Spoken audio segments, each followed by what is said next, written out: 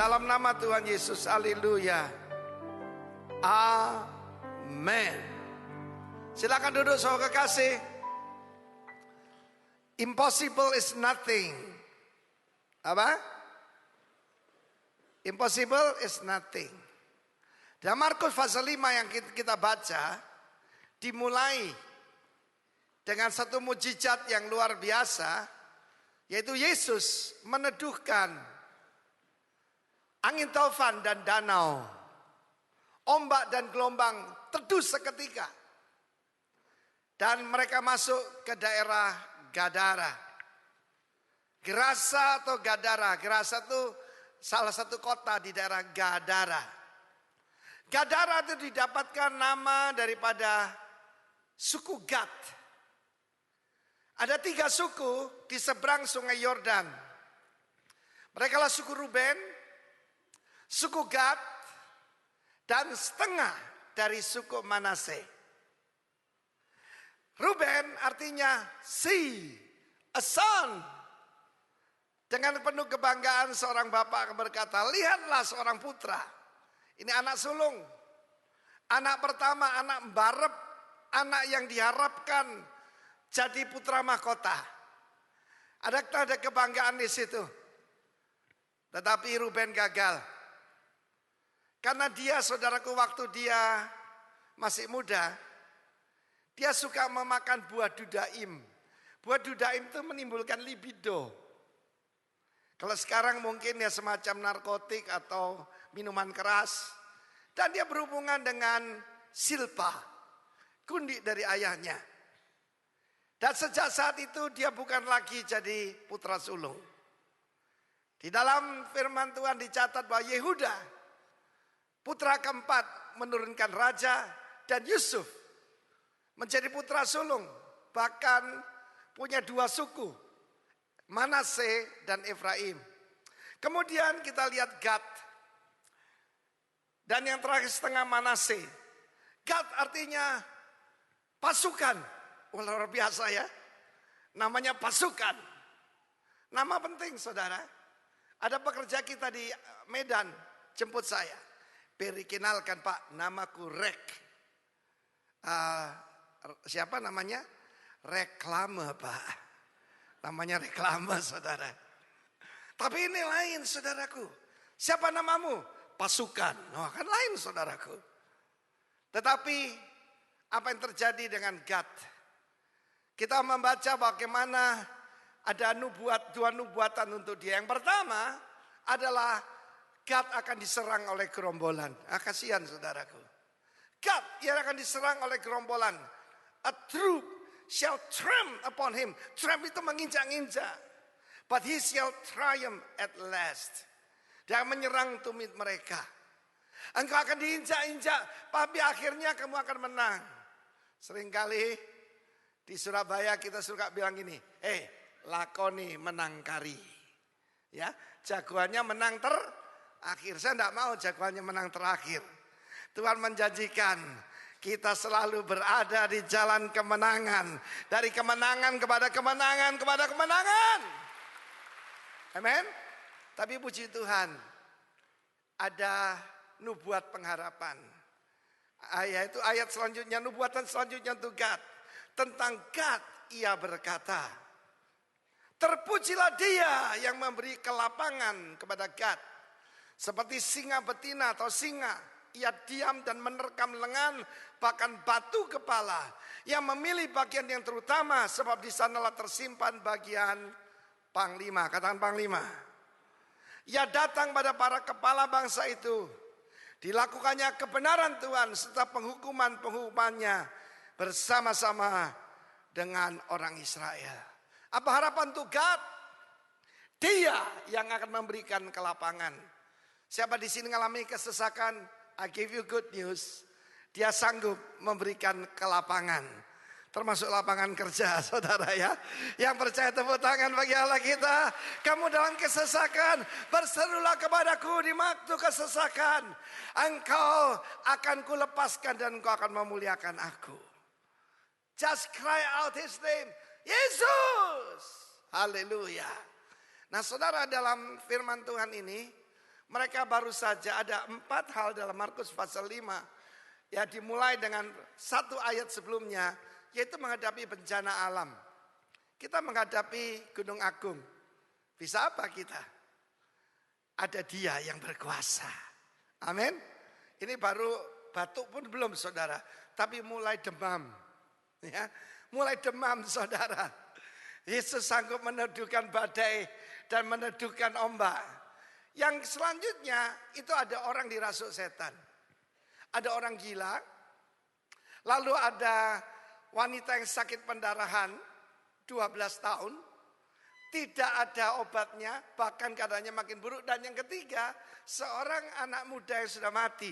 Seorang gadis kecil yang mati. Ketiga hal ini, ilmu kedokteran manapun tidak bisa membereskannya. Yang wanita itu gambaran pada kanker saudara. Tapi bagi Tuhan tidak ada yang mustahil. Impossible is nothing. Amin. Saya tunjukkan saudara yaitu peta daripada pembagian suku Israel dan mungkin peta yang zaman Tuhan Yesus. Nah, saudara lihat di situ. Yang di atas itu Sea of Galilee, Danau Galilea. Yesus tinggal di bagian utara. Yaitu dia tinggal di sana di Kafarnaum. Nah, saudara dia membuat mujizat, memberi makan 5.000 orang di sekitar tempat itu.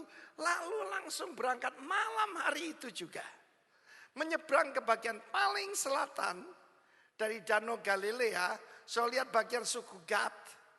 Suku Gad, Ruben dan Manase itu di sebelah timur dari sungai Yordan. Mereka tidak masuk ke tanah perjanjian. Perhatikan ini. Inilah yang namanya Kristen perbatasan. Kristen apa? Kristen perbatasan tidak akan mengalami sepenuhnya berkat Tuhan. Gad akan diserang gerombolan. Diinjak-injak oleh gerombolan. Menang tapi terakhir. Ruben tidak menjadi seorang putra. Ya, dikatakan oleh nubuatan dari ayahnya, jumlahmu akan sedikit. Lu anak sulung, tapi jumlahnya sedikit saudaraku. Berbuah tapi tidak banyak. Lalu Manase itu aneh saudaraku ya. Coba saudara lihat itu. Kalau kita lihat selanjutnya ini rencana Allah. Tetapi akhirnya Manase itu terbagi 2. Ada orang-orang yang tidak bisa melepaskan masa lalunya. Manase artinya ya, God caused me to forget. Tuhan membuat aku melupakan. Apa yang harus kita lupakan di belakang kita? Bukan cuma kegagalan, bukan cuma sakit hati, tapi juga kesuksesan. Banyak orang bergantung pada kesuksesan masa lampau. Itu orang mundur saudaraku. Kita harus selalu menghadap ke depan. Karena itu mata ada di depan kan, bukan di belakang. Amin. Jangan ada yang jadi Kristen perbatasan. Tapi Gad menjadi Gadara. Dan di sana mereka dikuasai oleh kuasa-kuasa kegelapan. Yesus sengaja, saya perhatikan ada satu sudut yang sempit di sana. Seperti pintu gerbang. Tapi pintunya sempit.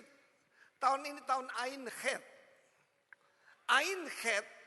Het itu seperti pintu gerbang, terowongan, passage. Nah saudaraku, tahun ini adalah tahun terowongan menuju hal-hal yang tidak pernah kita pikirkan, tidak pernah kita lihat, tidak pernah kita bayangkan akan terjadi pada kita. Siapa yang percaya tepuk tangan bagi Allah kita. Het. Saya lihat itu 78. 8 juga artinya makmur. Orang Chinese paling suka angka 8 ya. 8, 8, 8. Mobilnya lihat. 138, 1638. Elu Sanfat. Selamat, selamat. Dan juga saudaraku artinya smone. Fatness. Kalau 8 ditidurkan jadi angka apa saudara? Ayo coba 8 tidur. Jadi apa? Tidak terbatas. Infinity. Coba semua gambar angka 8 tidur. Ya. Apa kabar? Amin. Assalamualaikum. Tidak terbatas. Seperti singa dia akan menerkam. Dia akan menerkam bagian panglima. Batu kepala. Dan datanglah Yesus. Murid-murid bertanya-tanya. Si guru ini, mereka gagal paham siapa Yesus. Mereka panggil Yesus guru. Dan kemudian malah turun. Orang apa ini? Bahkan Tovan dan danau tunduk padanya. Pelajari seluruh Alkitab. Malaikat tidak berkuasa atas alam. Yang berkuasa atas alam cuma pencipta. Saudaraku, Yesus tidak datang untuk melawat umatnya. Yesus datang inkarnasi. Bukan visitation, incarnation. Tema kita Natal tahun ini, inkarnasi, menjadi daging, menjadi manusia. Supaya saudara dan saya bisa tahu, kita bisa hidup berkemenangan. Dan Yesus sampai ke pintu gerbang daripada Gadara. Mereka pikir murid-murid, mungkin Yesus mau ketemu pembesar-pembesar di sana. Kita melalui badai dan tofan. Kita melalui segala macam tantangan ini. Untuk apa? Jesus know his purpose. Dia berkata, pintu gerbang alam maut tidak akan menguasainya. Bahasa aslinya pintu gerbang alam maut tidak akan bertahan. Itu masalahnya dengan kita. Yesus pergi ke pintu gerbang alam maut, kita pergi ke mall. Ngapain kamu? Oh, sedang doa keliling. Ya, kalau ada tulisan seal, ya Tuhan kuatkan kami, kuatkan kami. Kalau ke mall cari jiwa boleh. Yesus merangkak naik ke atas tempat itu. Saudara, saya sempat pergi ke tempat itu. Di titik di mana diperkirakan Yesus merangkak naik ke atas. Bukan jalan, saudara. Saudara, itulah Yesus kita. Saya waktu sampai saat itu, saya coba naik. Tidak bisa, saudara, tidak bisa jalan. Mesti melangkah. Akhirnya kita dinaikkan dengan bis ke atas. Kenapa di perkiraan situ? Karena di sana banyak sekali tulang babi. Orang Yahudi pelihara babi dan makan babi. Ini menggambarkan kenajisan. Kalau kita tidak mengerti yang kita hadapi kuasa gelap, kita gagal faham. Yang datang adalah orang gerasa yang dirasuk oleh roh-roh jahat. Mereka mencoba merantai dia, mulai pakai tali putus, pakai rantai besi putus. Orang kalau dirasuk roh jahat mau menghancurkan segala peraturan. Hari Sabtu yang lalu ada pertemuan di sini. Lalu ada anak muda di depan pakai baju kaos. Bagus sih, ada tulisannya. Law was made to be broken. Hukum dibuat untuk apa? Untuk dilanggar. Saya bilang lepas kaosmu. Itu hanya bisa dipakai oleh orang yang kerasukan setan. Diikat dalam pernikahan, cerai. Saudara, tidak semua orang dirasuk roh jahat. Orang ini dikatakan he was demonized. Demonized itu dikuasai, dirasuk roh jahat. Ada orang dipengaruhi roh jahat, ada orang dirasuk roh jahat. Paling sedikit saya lihat ada 7 roh jahat di sini. Pertama, unclean spirit. Roh najis. Ruben menurunkan roh najis pada keluarganya. Unclean spirit. Coba tampilkan. Kedua, ya kita banyak lihat sini. Kadang-kadang mulai dengan satu roh jahat. Saudara, kalau marah jangan sampai berbuat dosa. Kalau amarah berbuat dosa, roh jahat, amarah akan berkuasa atas saudara. Kedua, evil. Sudah najis pasti jahat. Istrinya dipukul. Satu hari ada seorang wanita, matanya biru. Dia dikasih straight oleh suaminya. Saya tanya kenapa? Dia melindungi suaminya. Digigit nyamuk, Pak. Saya percaya gigit nyamuk bisa biru? Nyamuk ISIS. Ketiga, dia menimbulkan teror. Teror menimbulkan ketakutan. Istri saya cerita waktu saya dulu belum dalam Tuhan. Kalau di rumah baru datang, ting, pembantu saya begini, saudara. Saking takutnya, waktu saya datang, ambilkan es batu. Saking takutnya diambilkan es batu dan batu ditaruh di piring. Ini benar saudara. Menimbulkan teror, violent, kejam, sadis, rage. Perkataan amok, A-M-O-K, itu masuk bahasa Inggris. Aslinya bukan bahasa Inggris, itu bahasa Melayu, bahasa kita. Jadi jangan bilang orang kita itu baik. Sengaja dimasukkan bahasa Inggris amok. Coba lihat demo-demo itu saudaraku. Kemudian saudaraku, dia juga pembunuh, bahkan bunuh diri. Dia memukul badannya dengan batu. Dia berteriak-teriak dan tidak ada seorang pun bisa menjinakkannya. Ada satu, Yesus. Amin. Saudara, kita dipenuhi Roh Kudus. Tidak supaya bisa rasa enak. Tapi supaya jadi saksi yang berkuasa. Satu hari ada seorang encim, kurus tapi cinta Tuhan. Lalu dia maju ke depan waktu siapa di sini mau menerima kuasa Tuhan? Dia maju ke depan. Saya curiga, saya tanya, Cim maju buat apa? Dia orang dari Bondowoso, saudara. Jawabannya begini, itu loh Cuk, supaya bisa nyengkrenyeng Cuk. Bisa nyengkrenyeng katanya saudaraku. Cim kalau nyengkrenyeng pegang listrik Cim. Memang ketika Roh Kudus menjamah kita ada manifestasi. Tapi tidak untuk nyengkrenyeng saudaraku.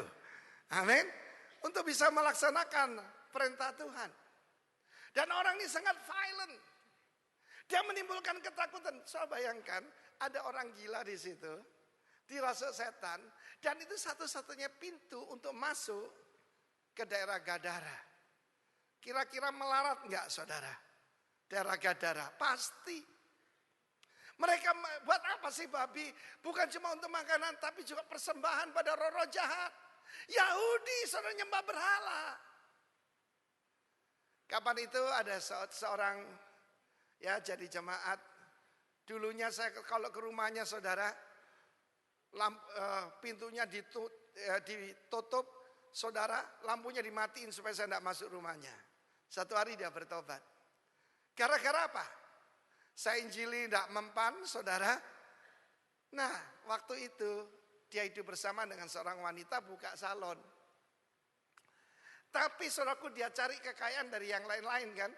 Ada seekor anjing buduk tidur di depan pintu salonnya. Ada ibu-ibu mau datang ke situ. Salonnya boleh bagus. Begitu masuk ada anjing buduk tidur di situ saudara. Salonnya sepi saudara. Akhirnya bertobat. Kadang-kadang anjing buduk bisa membantu penginjilan saudaraku. Lah kalau suara saya kurang keras, Tuhan pakai bumi goyang, ake lindune. Loh kok diam saudaraku? Tepuk tangan bagi Allah kita. Bertobat. Saudara firman Allah menunjukkan God ada diinjak-injak oleh musuhnya. Dia meninggalkan rumahnya saudaraku. Gerasa itu di tengah-tengah daerah suku Gad. Dia meninggalkan tempatnya tinggal di kuburan-kuburan. Kuburan itu nekropolis. Kotanya orang mati. Saya mau tanya, roh jahat banyak enggak di kuburan? Ayo, nah, ini pertanyaan ini.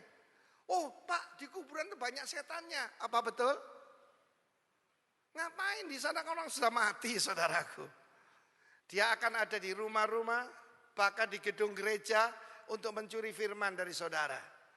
Jadi kalau ada suara di sini jangan percaya, tolak dia. Amin. Loh, kok diam saudaraku? Nekropolis.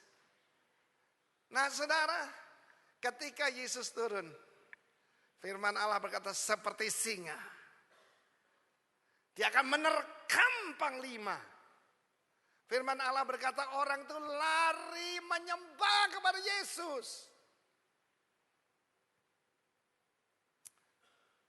Saya kalau pagi punya kebiasaan, ya setelah berdoa, saya bermain-main dengan 2 ekor anjing saya. Saya duduk di sofa, satu lompat ke kiri, satu lompat ke kanan, tapi sebelumnya jilatin kaki dan tangan saya. Proskuneo. They knew their master. Mereka mengenali Tuhan yang ngasih makan pada mereka. Amin. Tetapi saudaraku, roh jahat sejahat-jahatnya mereka berkata, ketika tanya, siapa namamu? Legion. Sebab kami banyak. Pasti ada pemimpinnya kan? Pasti ada jenderalnya ya. Legion itu istilah Romawi untuk tentara 6.000 ke atas. Pasti ada jenderalnya. Dan Yesus menerkam panglimanya. Pada saat itu mereka berkata, kami tahu siapa engkau. Engkau anak Allah yang maha kuasa, anak Allah yang hidup, anak Allah yang maha tinggi. Demi Allah jangan siksa aku. Jangan siksa aku sebelum waktunya. Akan tiba waktunya iblis akan dibuang. Pertama ke Abu Zos, Ebis. Lubang tak berdasar. Kedua, dilemparkan ke neraka. Belum ada iblis roja di neraka, belum. Dia ada di udara ini. Di mana ada udara, di situ dia ada. Jangan gagal paham, kalau tidak hampa udara tidak ada. Ada di mana-mana. Dia itu ada di langit tengah, saudaraku. Ya, langit kedua, Mes Uranos. Dia ada di bumi. Dia ada di Denpasar. Kalau tidak percaya, lihat berapa banyak orang cerai. Orang membunuh istrinya, membunuh anak-anaknya, bunuh diri. So lihat di mana-mana, khususnya di pulau ini.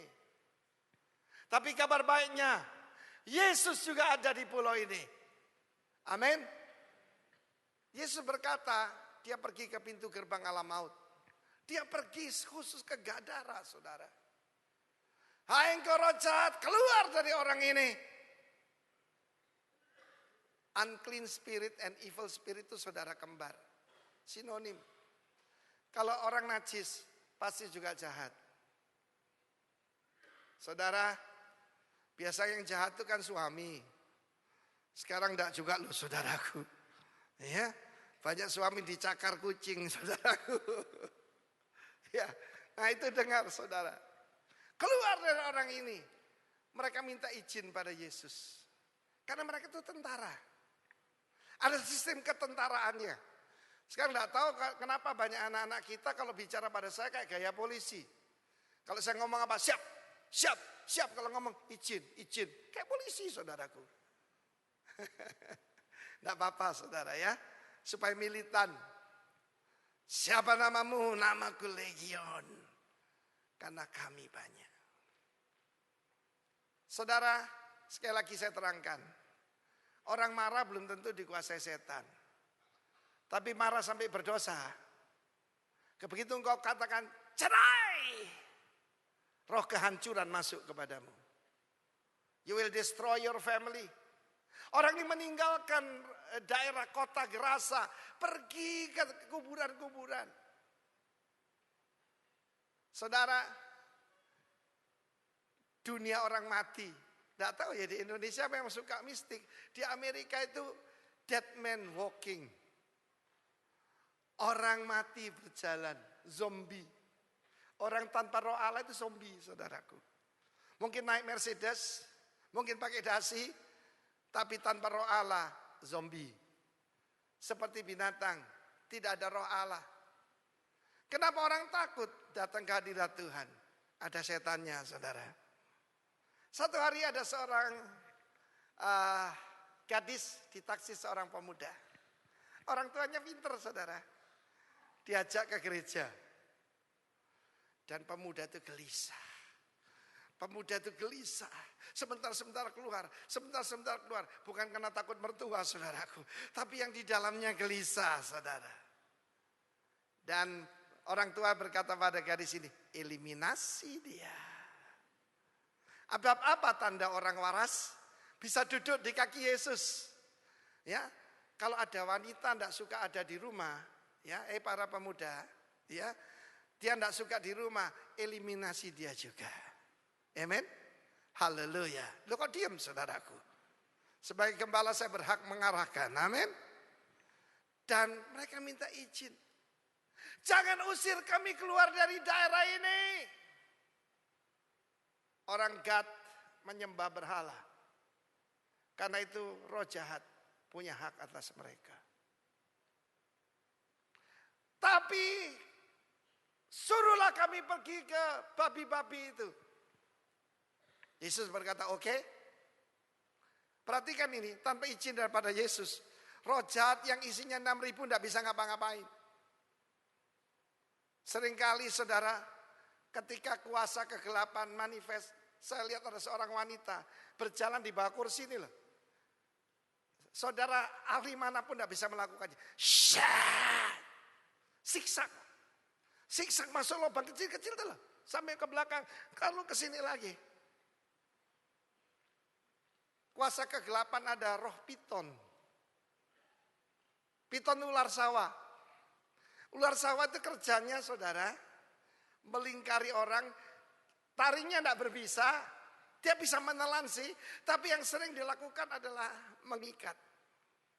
Ketika engkau seperti tidak bisa bergerak, ketika nafasmu mulai berkurang, nafas itu apa saudaraku? Spiritual man kita. Ketika kita tidak lagi tertarik pada hal-hal rohani, kita lebih tertarik pada hal-hal yang lain. Roh piton sedang menguasai Anda.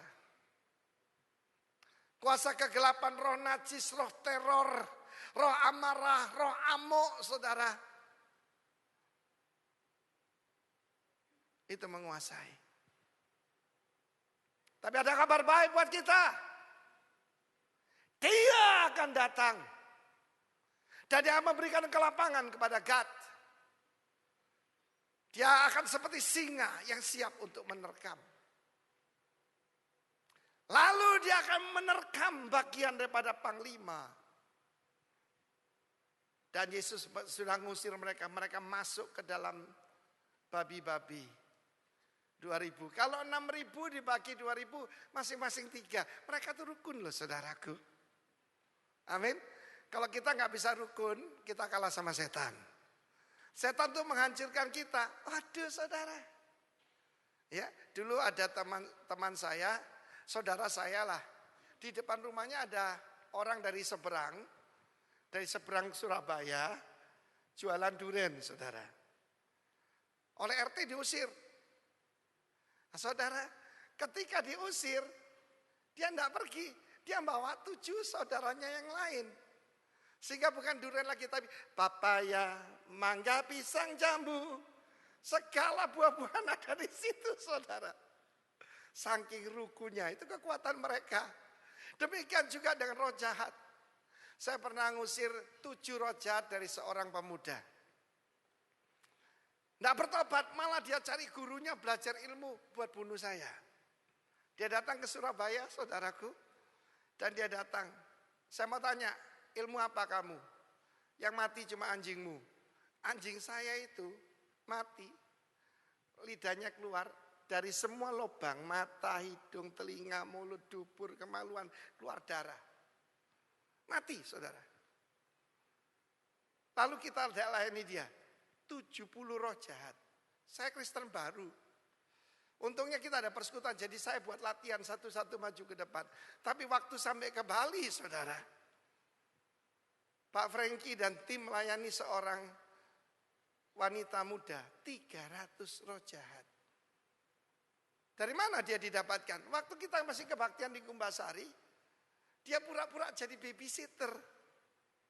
Jangan curiga pada semua babysitter loh ya. Dan babysitter ini, dia cuma pura-pura, dia mau culik bayinya. Buat apa saudaraku? Dia harus makan kelingkingnya. Supaya ilmunya jadi kuat. Jadi harus dibunuh, ditanam. Ternyata sudah makan saudaraku. Dia asal Singaraja dari Buleleng sana. Saya tanya sama dia, rasanya bagaimana? Seperti mentimun katanya saudaraku. Makan dagingnya bayi seperti mentimun. Sudah jadi mayat loh. Itulah nekropolis. Kota orang mati. Tapi kemudian saudara tahu semua terjun ke sana. Kalau saya perhatikan dalam pembacaan ayat ini, dia memohon pada Yesus. Dan memohon di situ parakaleo, artinya berdoa. Roh jahat memohon kepada Yesus.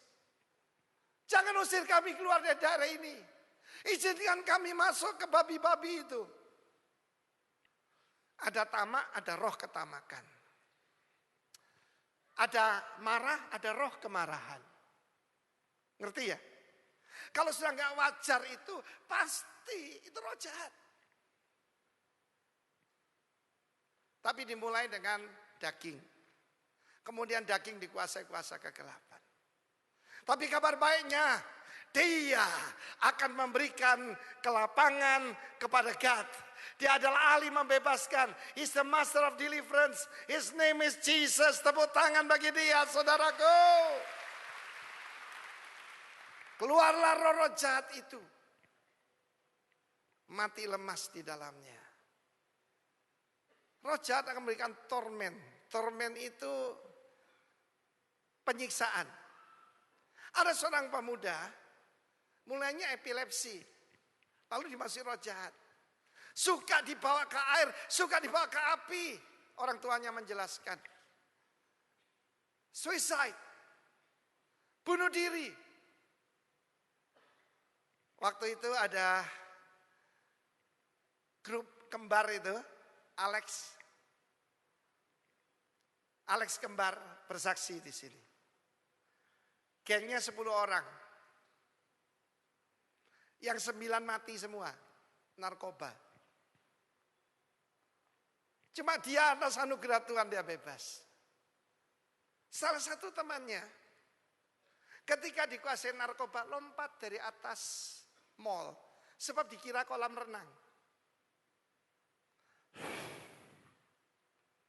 Kalau hari ini Anda pernah terlibat narkoba dan Anda masih hidup hari ini, dia yang memberi kelapangan itu harus kita sembah, kita tinggikan. Alex cerita, 9 mati Pak Arifin, tinggal saya 1. Praise the Lord. Puji nama Tuhan. Ada kabar baik buat kita. Apapun kelemahan yang ada pada kita, Tuhan akan menggantikannya. Sebab dia adalah panglima kita. Dia bisa menggantikan victim jadi victor. Victim itu begini, victor begini. Semua kasih salam kemenangan. From victim to victor. Lalu orang itu yang tadinya telanjang. Jadi saudara, biasa ya, kadang-kadang ada yang membuat gagal fokus saudara. Duduk di depan, roknya bukan mini, mini. Dan yang di sini makin turun saudaraku. Pernah satu kali saudaraku, ini pemandangan yang sangat tidak menyenangkan. Di satu gereja kecil ada seorang ibu mimpin pujian.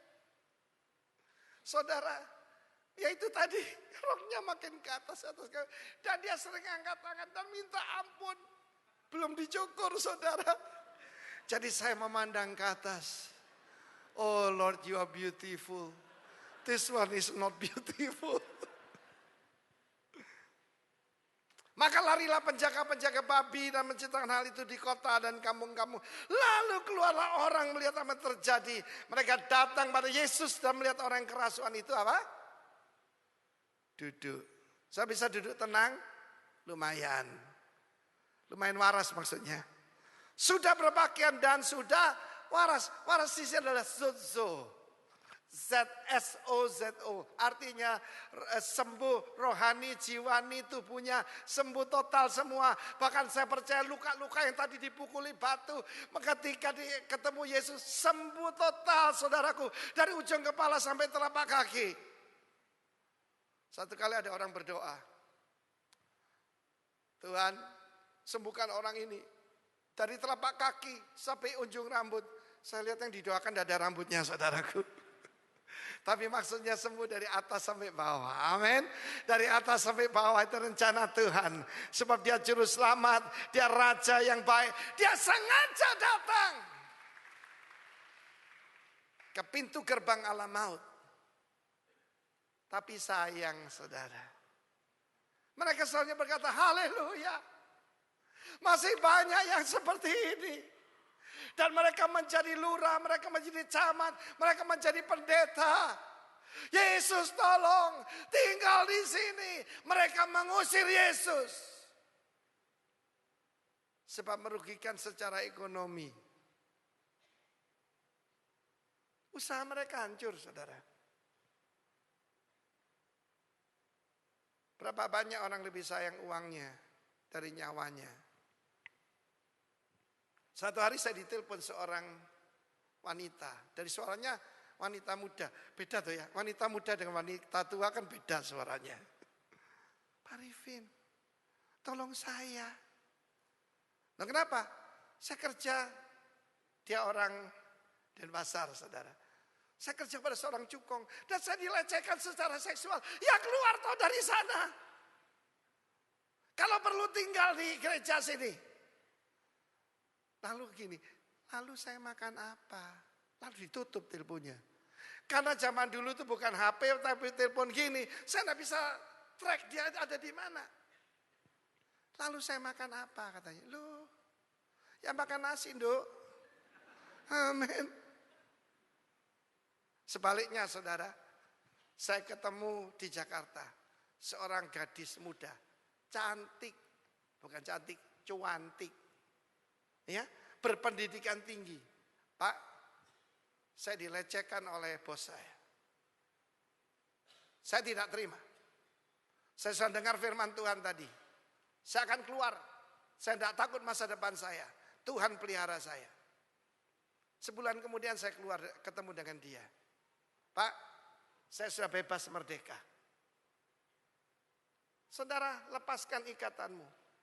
Kapan itu saya ketemu dengan seorang ibu jadi istri nomor 2. Istri ada berapa sih saudara? Ya 1 toh. Istri saya yang pertama dan terakhir. Dia jadi istri-istrian dari seseorang. Memang kaya raya sih. Diambil keputusan. Dia keluar.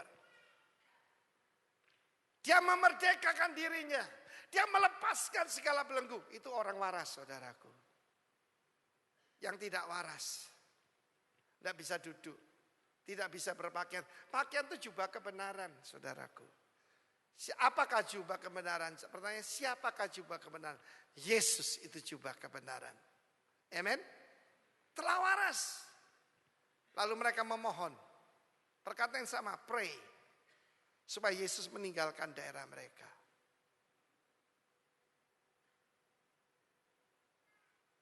Ada beberapa saudara harus memutuskan hubungan-hubungan yang tidak kudus. Beberapa saudara harus keluar daripada pergaulan yang tidak baik. Kemarin ada seorang wanita di tempat ini masuk persekutuan yang ngawur. Yang bilang Yesus itu setan. Loh kok bisa duduk mendengarkan seperti itu? Kalau saya langsung akan tangking orang itu. Harus Yeshua. Sebab Yesus itu katanya ini penghujatan betul. Di sampingnya Lucifer. Nah, kurang ajar saudaraku. Ada orang berkata pada saya, apa buktinya Yesusmu itu Tuhan? Dalam nama Yesus setan keluar. Panggil namanya nabimu, nenek moyangmu. Kalau bisa ngusir setan. Sebab roh jahat cuma takut. Kepada satu-satunya nama yang paling berkuasa. Nama Yesus Kristus. Kepada yang telah diberikan segala kuasa yang di langit dan di bumi dan di bawah bumi. Tapi hari ini Yesus mendekati engkau. Yang kau perlu lakukan adalah menyembah Dia seperti orang ini. Sebetulnya yang menyembah Dia itu adalah setan-setan, saudara. Engkau kenal Yesus? Setan pun juga kenal. Bahkan mereka gemetar. Berapa banyak orang Kristen sudah dengarkan firman Tuhan, warga kerajaan dengan firman Tuhan biasa aja. Bertobat saudara. Kapan itu ada seorang teman sakit asma. Dan dia baru memaki-maki bini muda dari ayahnya. Dikata-katai segala macam. Lalu dia dengar firman Tuhan. Ini Jakarta, saudara. Dengar firman Tuhan bahwa kita, kalau ada Kristus dalam kita, kita akan mengampuni orang. Khotbah belum selesai. Dia berkata, Pak, aku tak pamit. Dia keluar naik taksi, pergi kepada wanita itu minta ampun. Saya bersaksi pada saudara, asmanya langsung waras, saudaraku. Tepuk tangan bagi Allah kita, saudara. Yes, saya tidak peduli asma atau asmara. Yesus sanggup menyembuhkan. Tuhan ada di sini. Dan dia mau membebaskan saudara. Dia akan memberikan kelapangan kepada God. Dia akan terkampang 5 daripada iblis. Dia akan membebaskan kita. Dia memerdekakan kita. Dia tidak mau kita diinjak-injak oleh kuasa kegelapan. Yes, kita membuat keputusan keliru. Nenek moyang kita mengambil keputusan keliru. Tapi kita tidak selama-lamanya ada di bawah telapak kaki iblis.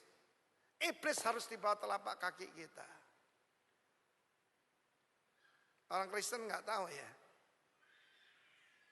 Bahwa iblis itu ada di bawah telapak kaki kita. Dia tidak ada di tahta. Dia berkuasa tapi tidak maha kuasa. Hari ini mungkin dia merusak keluargamu. Mungkin ada roh najis, roh jahat, teror, bahkan pembunuh. Saya mau beri kesaksian tentang pembunuh. Satu hari saya waktu itu ke Jakarta, saya baru Kristen 2 tahun lah. Saya tidak tahu banyak, tapi saya baca Alkitab baru 2 kali, 1 tahun kan 1 kali.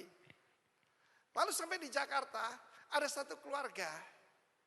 Orang ini orang berpangkat, saudara. Kolonel Angkatan Darat, saudara. Saya masih ingat. Saya masih ingat, saudara. Segar seperti di pikiran. Dan istrinya cuma bisa nangis. Lalu mereka tuh cerita tentang anaknya. Anaknya ini bukan cuma bikin malu, tapi hutang kemana-mana. Sehingga karir bapaknya ini terhambat, saudara. Hutang kiri, hutang kanan, komandan papanya ditipu semua. Dan saya masih ingat hari itu, anak itu kok ya datang ke situ, saudara. Dia datang, begitu malu bapaknya, hati-hati. Ketika marah, engkau dikuasai kuasa kegelapan. Dia cabut pistol, saudara. Dia cabut pistol, istrinya teriak, ya, anaknya di situ. Saya mau ngapain? Masa saya bilang sebentar ya, saya telepon polisi militer. Tidak bisa, saudara. Orang sudah seperti itu. Saya lihat wajahnya berubah. Dia dikuasai oleh roh. Saat itu Roh Kudus menolong saya. Saya tangking dia. Yang di dalam Bapak ini. Dalam nama Yesus. Pembunuh, keluar. Saudara, yang di dalamnya adalah si pembunuh. Mendadak Bapak ini jatuh. Belak. Saya langsung rampas pistolnya, saudara. Dan anak itu lari. Saya mau beritahu. Murderer is a spirit. Dan dia adalah jenderalnya iblis. Tapi nama Yesus.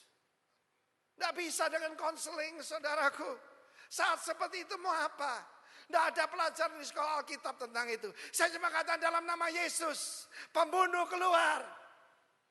Pembunuh itu meninggalkan dia. Dan bapak itu akhirnya sadar. Dan dia duduk dan menangis. Dia tinggal tarik triggernya. Cah! Tugas daripada tentara melindungi masyarakat dan negara. Dia akan bisa langgar sumpahnya. Dan dia akan hidup di bawah kutuk. Tetapi saya mau beritahu buat saudara. Bahwa kutuk sudah dibebaskan, ditanggung oleh Tuhan Yesus. Tidak perlu tambah apa-apa lagi. Tepuk tangan buat Yesus.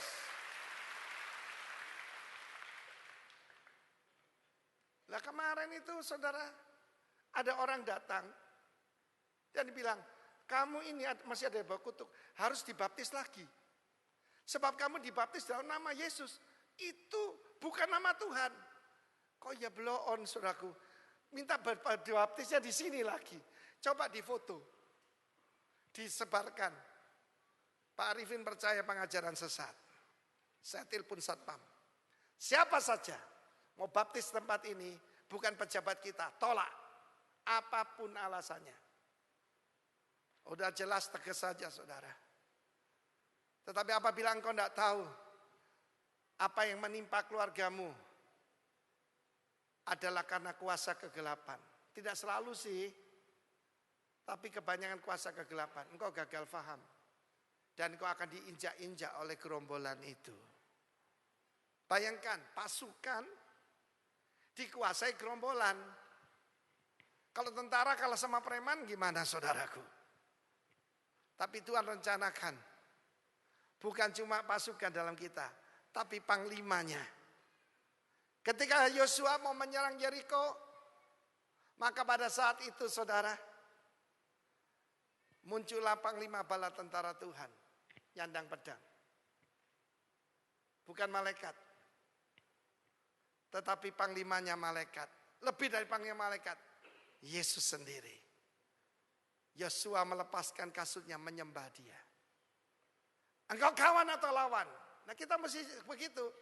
Sebagai anak Tuhan kita harus uji setiap roh. Uji setiap tawaran, uji setiap investasi, uji apa saja. Ujilah setiap roh. Sebab iblis itu penipu. Dan saya bersyukur pada Tuhan. Anak-anak Tuhan makin beranjak dewasa. Tapi saya juga prihatin. Kok banyak ya bisa ditipu saudara. Kamu mesti dibawa kutuk. Mesti saya doakan. Hati-hati.